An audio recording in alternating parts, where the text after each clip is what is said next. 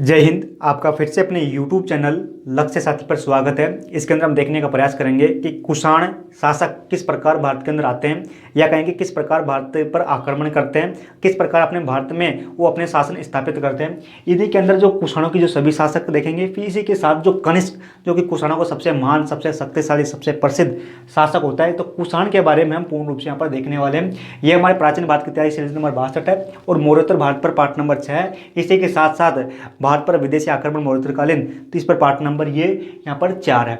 हम कम से कम समय में यहाँ पर देखने का प्रयास करेंगे, है ना। ये हमारा उद्देश्य रहता है। इसी के साथ, इसी उद्देश्य के साथ हमारी सीरीज यहाँ पर कंप्लीट हम यहाँ पर करेंगे। तो हम देखें कि जो कुषाण है, या कहें कि मौर्य के बाद भारत पर 4 प्रमुख आक्रमण होते हैं, जिसमें पहले हिंद यमन आक्रमण होता है, उसके बाद शकों आक्रमण होता है, फिर होता है पार्थेय आक्रमण।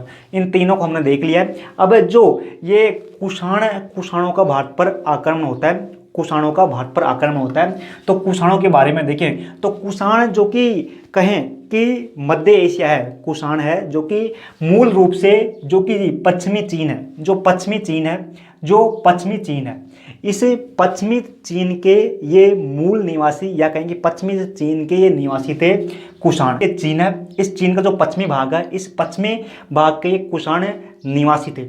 या कहें कि जो मध्य एशिया है, इस मध्य एशिया के एक कुषाण मूल निवासी थे, या कहेंगे वहाँ के ये निवासी थे। अब जो ये यहाँ पर एक जाति होती है जिसका नाम है यूची जाति।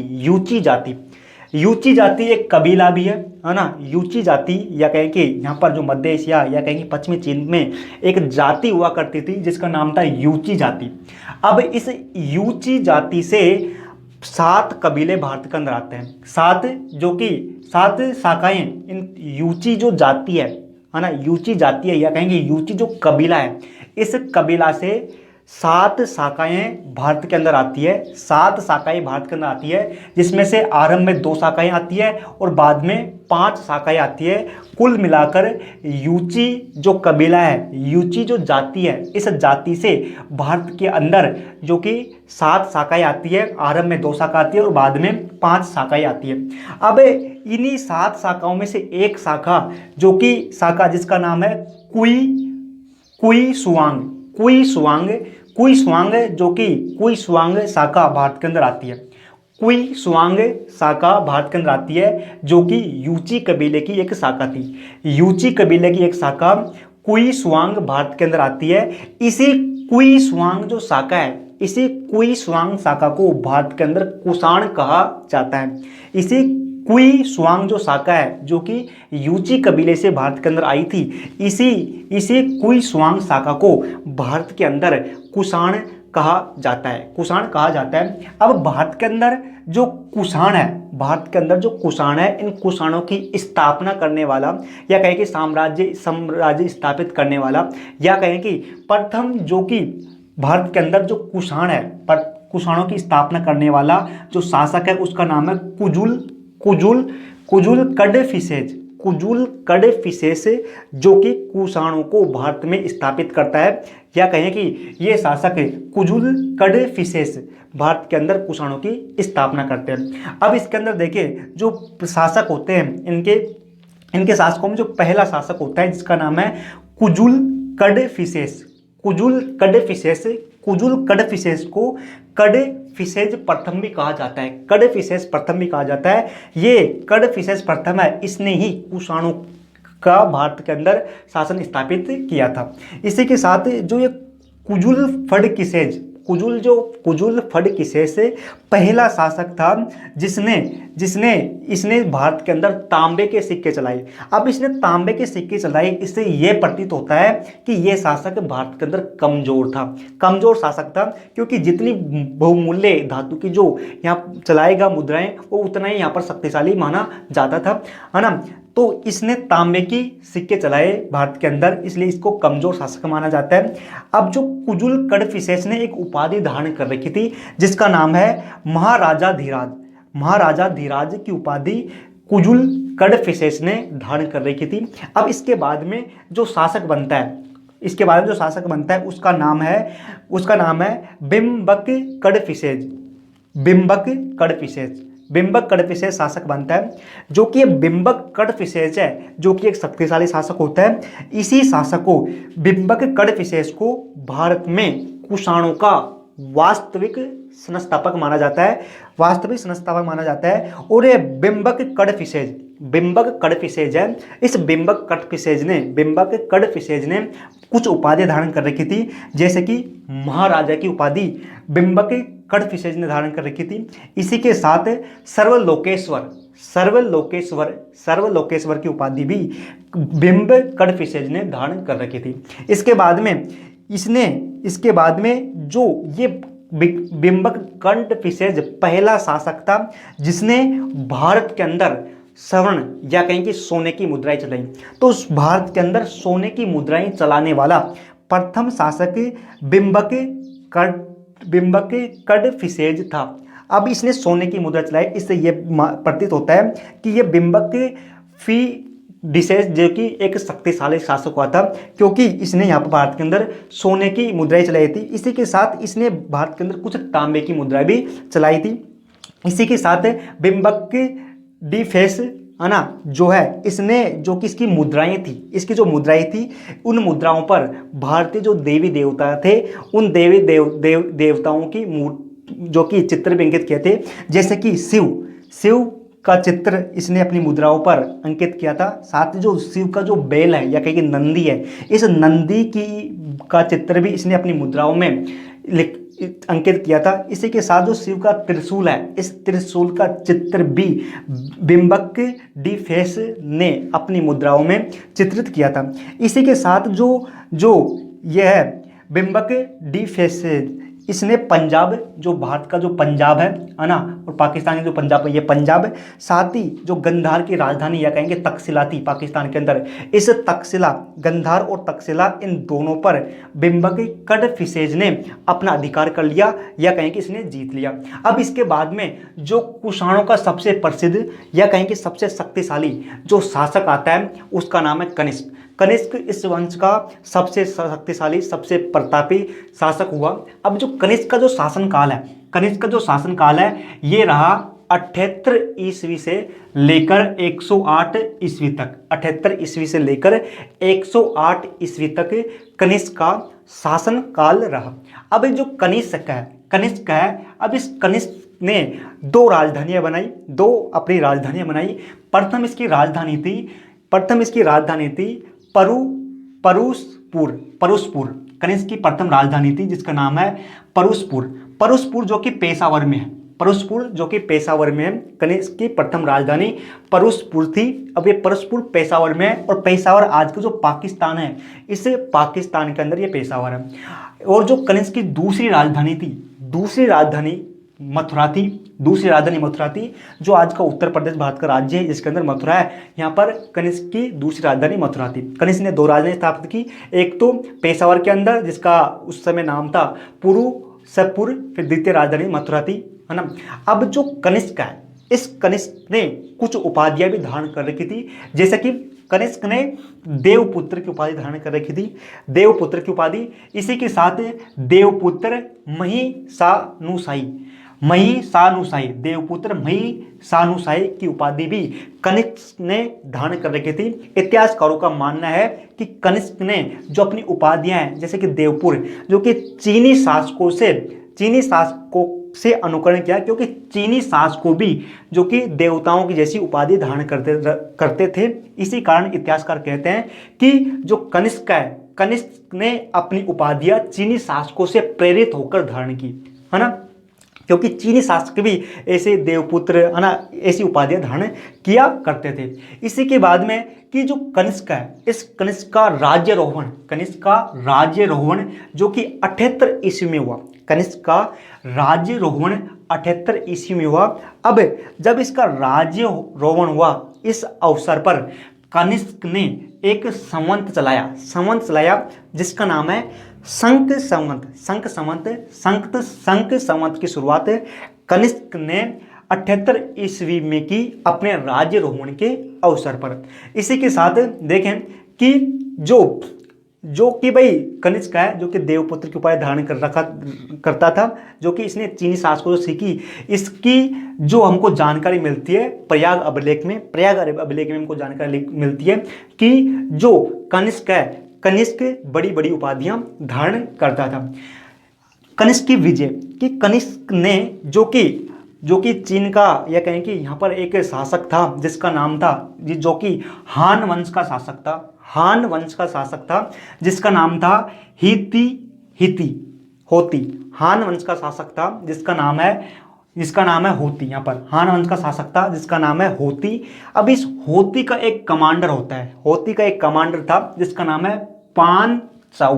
पान चाऊ, ये पान चाऊ जो कि कनिष्क को आरंभ में हरा देता है, लेकिन बाद में कनिष्क जो हान वंश का शासक है ना, चीन का, है ना, हान वंश का शासक है, इसको हरा देता है। हराने के बाद में हरा देता है। इसी के साथ जो कनिष्क का शासन, कनिष्क का साम्राज्य पहला साम्राज्य था जो कि एक अंतर्राष्ट्रीय साम्राज्य था, यानी कि अनेक देशों की सीमाएं इनके साम्राज्य में मिली हुई थी। जैसे कि देखें कि चीन भी, जो कि चीन का कुछ हिस्सा जो कि कनिष्क के साम्राज्य में था। चीन आज कहता है कि जो दक्षिणी चीन सागर है, या कहें कि जो भारत का जो कि अरुणाचल प्रदेश है, इसी के साथ कहें कि जो जम्मू कश्मीर लद्दाख का कुछ भाग चीन कहता है कि उसका है, क्योंकि उसके पूर्वजों ने कभी इन क्षेत्रों पर अपना अधिकार किया था, लेकिन उसको पता नहीं है कि जो ये है कनिष्क इस चीन पर ही, उसके पूरे चीन पर ही अपना अधिकार, पूरे नहीं तो बल्कि आधे या कहें कि कुछ इलाकों पर ये कनिष्क है, कनिष्क इनके चीन के इलाकों पर अपना अधिकार जमा रखा था, या कहें कि इनको उन्होंने उस समय ही जीत लिया था। इसी के साथ देखें कि अंतर्राष्ट्रीय सीमा के अंदर अब जो कनिष्क है, कनिष्क ने रेशम मार्ग को भी अपने अधिकार में कर लिया था। अब ये रेशम मार्ग जो कि चीन है, इस चीन से आरंभ होता है। इसी के साथ भारत की सबसे ऊपरी इलाका जम्मू कश्मीर से ऊपर से होकर मध्य एशिया से जाकर ये रोम में जाता है, यानी कि यूरोप में जाता है। रेशम मार्ग, जिसमें रेशम का व्यापार प्रचलित था, जो कि चीन से आरंभ होकर मध्य एशिया में आकर और ठेठ यूरोप तक जाता था रोमन एम्पायर के साथ, जो कि उस समय का और आज का भी विश्वविख्यात मार्ग था, जो कि व्यापार के लिए प्रसिद्ध था। अब इस मार्ग पर जैसे ही कुषाण वंश का शासक कनिष्क यहाँ पर इन क्षेत्रों पर अधिकार करता है, अधिकार करने के बाद में जो ये रेशम मार्ग है, इस रेशम मार्ग पर भी कनिष्क का नियंत्रण हो जाता है। कनिष्क हमारा पहला शासक होता है जो कि रेशम मार्ग पर नियंत्रण कर लेता है। आज भले ही रेशम मार्ग पर नियंत्रण चीन का है, लेकिन कभी जो कि कनिष्क भी इस रेशम मार्ग पर अपना नियंत्रण कर लेता है। इसी के साथ देखें कि एक अभिलेख है जिसका नाम है रब्बात अभिलेख। अब ये रब्बात अभिलेख हमको मिला है अफगानिस्तान में, रब्बात अभिलेख जो कि अफगानिस्तान में मिला है। इस रब्बात अभिलेख में हमको जो कनिष्क है, इस कनिष्क की अन्य विजयों के बारे में जानकारी मिलती है। इसी के साथ जो ये वंश है कुषाण वंश के अन्य शासकों के बारे में जानकारी हमको रब्बात अभिलेख से देखने को मिलती है। इसी के साथ एक और अभिलेख है जिसका नाम है मथुरा अभिलेख। ये मथुरा अभिलेख कनिष्क का अंतिम अभिलेख है ना, जो कि मथुरा में स्थापित किया गया। इसी के साथ जो कनिष्क है, कनिष्क ने भारत के अंदर, जैसे कश्मीर है, इस कश्मीर में एक नगर की स्थापना करता है कनिष्क, जिसका नाम है कनिष्क नगर की स्थापना कनिष्क करता है कश्मीर में। इसी के साथ जो तक्षशिला है ना, गंधार की राजधानी तक्षशिला, इस तक्षशिला में ये जो कनिष्क एक नगर की स्थापना करता है जिसका नाम है सिरमुख। कनिष्क दो नगरों की स्थापना करता है, एक तो कश्मीर के अंदर जिसका नाम है कनिष्क नगर, और एक दूसरा तक्षशिला के अंदर जिसका नाम है सिरमुख नगर। इसी के साथ जो कनिष्क जो कि शुद्ध सोने के सिक्के चलाता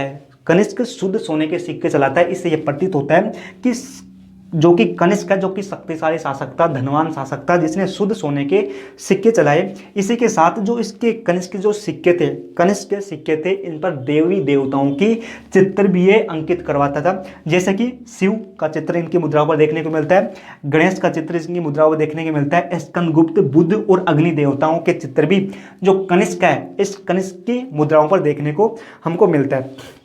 इसी के साथ देखें कि जो कनिष्क के बहुत प्रसिद्ध राज दरबारी हुआ करते थे, जैसे कि जो कि एक चिकित्सक बड़ा विद्वान था, चरक। चरक जो कि कनिष्क का राजवेद था। इसी के साथ अश्वघोष, अश्वघोष जो कि ये भी कनिष्क का राजवेद था। इसी के साथ वसुमित्र, वसुमित्र जो कि कनिष्क का एक कहें कि राज्य दरबारी था, जो कि चौथी जो बोध संगीति होती है उसका अध्यक्ष होता है। इसी के साथ जो नागा अर्जुन है, नागा अर्जुन भी कनिष्क का राज्य दरबारी था, जो कि माध्यिक दर्शन की रचना करता है। इसी के साथ पार्श्व, पार्श्व भी जो कि कनिष्क का राज दरबारी था, जो कि इसका मुख्य राज दरबारी हुआ करता था। इसी के साथ जो संग रसित, संग रसित भी जो कि कनिष्क का राज दरबारी था, या कहें कि कनिष्क का पुरोहित हुआ करता था। इसी के साथ देखें कि जो कनिष्क है, कनिष्क है, इस कनिष्क के समय भारत के अंदर दो कला शैलियों का विकास होता है, जैसे कि गंधार कला शैली, गंधार कला शैली का विकास कनिष्क के समय होता है। साथ ही जो मथुरा कला शैली का विकास भी कनिष्क के समय देखने को हमको मिलता है। इसी के साथ देखें कि जब अंतिम समय में कनिष्क के जो सैनिक थे, इस कनिष्क के सैनिकों ने ही कनिष्क को रजाई में भरकर धीरे धीरे पीटकर, धीरे धीरे पीटकर इस कनिष्क की हत्या कर देते हैं, या कहें कि इसका जो कि अंतिम समय बहुत दुखदायी बीतता है, जो कि आराम आराम से इसके ही सैनिक इसको मारते हैं। इसी के साथ देखें कि जो कि अब कनिष्क के बाद में इसका पुत्र जिसका नाम है वासीशक जो कि इस शासक बनता है, जो कि अत्यंत कमज़ोर होता है, या कहें कि कनिष्क के बाद में जो कुषाणों का साम्राज्य कमज़ोर होने लगता है। फिर वासिष्ठ के बाद में अगला शासक बनता है हुविस्क, जो कि कश्मीर में एक नगर की स्थापना करता है, जिसका नाम है हुविस्कपुर नगर की स्थापना करता है, हुविस्कपुर के नगर की स्थापना करता है, जो कि ये हुविस्क जो कि चतुर्भुजी विष्णु के सिक्के भी चलवाता है। इसी के साथ इसके बाद में जो शासक बनता है वो है वासुदेव। वासुदेव इस वंश का अंतिम शक्तिशाली होता है। इनके बारे में हमको अधिक जानकारी नहीं मिलती है, या कहें कि यह ज़्यादा प्रसिद्ध शक्तिशाली शासक नहीं थे, या कहें कि ये कमज़ोर शासक थे। हमारे इतिहासकार इनके बारे में बहुत कुछ हमको जानकारी नहीं दे पाते हैं। इसी के साथ जो कुषाण जो वंश है, या कहें कुषाण साम्राज्य है, या कहें कुषाणों के समय भारत के अंदर दो प्रथाएं प्रचलित हुई प्रमुख रूप से, जैसे कि एक तो है अच्छे नीवी,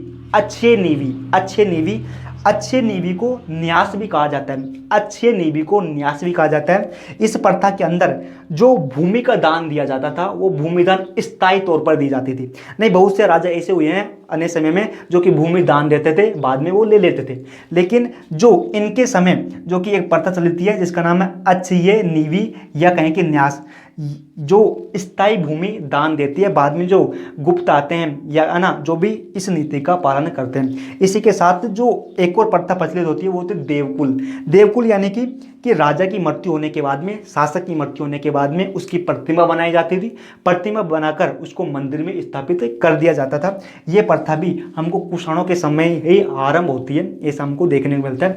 हमने जो देखा ये ऑथेंटिक साथ ही एक हाई लेवल की जानकारी है। अब जो हमने देखा इसके नोट्स इस वीडियो के डिस्क्रिप्शन में टेलीग्राम चैनल पर मिल जाएंगे। इसके बाद में जो हम अगला पार्ट देखेंगे वो देखेंगे कि जो मौर्योत्तर कालीन भारत में जो प्रशासन है, मौर्य के बाद में जो प्रशासन भारत में आता है, प्रशासन किस प्रकार का होता है वो देखेंगे। फिर मिलते हैं। जय हिंद। तो कैसा लगा